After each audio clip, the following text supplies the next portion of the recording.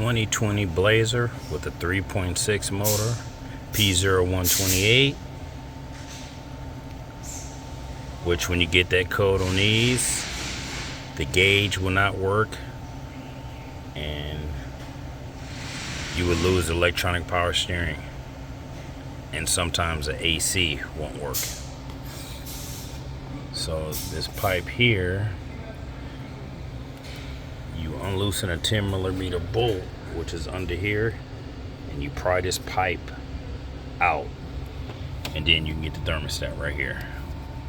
It's 10mm and 10mm. That way you don't have to take the fuel rail off, because this fuel rail is a pain.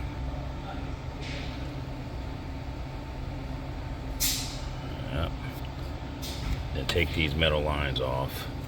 I kind of wiggle them a little bit, then pry them out, because you don't want them to break inside.